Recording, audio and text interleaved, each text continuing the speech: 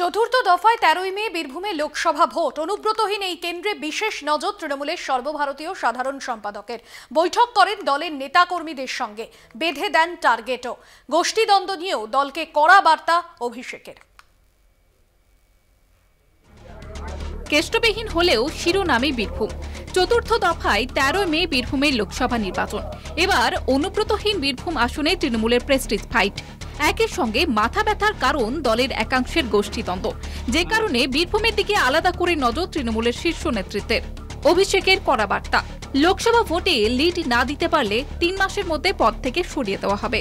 পুরসভা chairman, vice chairman, block ও town president, জেলার দলীয় পদে থাকা নেতাদের কড়া হুঁশিয়ারি। পাশাপাশি গোষ্ঠীদ্বন্দ্বেও বার্তা অভিষেকের। তৃণমূলের কোনো গোষ্ঠীদ্বন্দ্ব নেই, তৃণমূল আরো শক্তিশালী, জয়ের ব্যবধান বাড়বে। 4 তারিখ যখন ভোট বাক্স খুলবে, আমি এখানে থাকবো, আপনি এখানে থাকবেন। বীরভূমে তো গোষ্ঠীদ্বন্দ্ব দেখা দিচ্ছে বিভিন্ন জায়গায়, বিশেষ করে মুড়ারই খয়রাসর। কিভাবে দাদা এদিকে সেন্টার, আপনাকে চিন্তা করতে হবে না। যদি কোথাও গোষ্ঠীদ্বন্দ্ব থাকে, তার জন্য আজকে বৈঠক হয়েছে এবং দল ঐক্যবদ্ধ এবং শক্তিশালী। গরু পাচার মামলায় রাজনৈতিক বিতর্কের শিরোনামে বীরভূম জেলা। এই মামলাতে জেলার একতা দাপুটে তৃণমূল নেতা অনুব্রত ওরফে কেষ্ট মণ্ডল এখন তিহার জেলে। 14 মাস, 18 মাস, 20 মাস অনুব্রত মণ্ডল জেলে, তারপরেও গরু পাচার হচ্ছে। আর আসছে বিহার থেকে, উত্তরপ্রদেশ থেকে। আপনি কটা সামান ইস্যু করে উত্তরপ্রদেশের যোগী আদিত্যনাথকে ডেকে পাঠিয়েছেন বা নীতিশ কুমারকে ডেকে পাঠিয়েছেন, পাঠাননি। এটাই হচ্ছে বিজেপির ওয়াশিং মেশিন। মানে অনুব্রত মণ্ডলী যদি আজকে বিজেপিতে চলে যেত, ধোয়া তুলসী পাতা হয়ে যেত। বিজেপিতে যায়নি, তাই জেল খাটছে।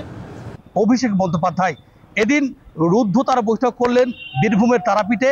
সেইখানে বীরভূম জেলার কোর কমিটির সদস্য ছাড়াও বীরভূমের একাধিক নেতা, মন্ত্রী সকলেই উপস্থিত ছিলেন এবং সেখান থেকেই তিনি পরিষ্কার করে দিলেন যে লোকসভা নির্বাচনের রণকৌশল কি হবে। বীরভূমের তারাপীঠ থেকে ধীরাজ চট্টোপাধ্যায় ও মনা বীরবংশী, কলকাতা টিভি।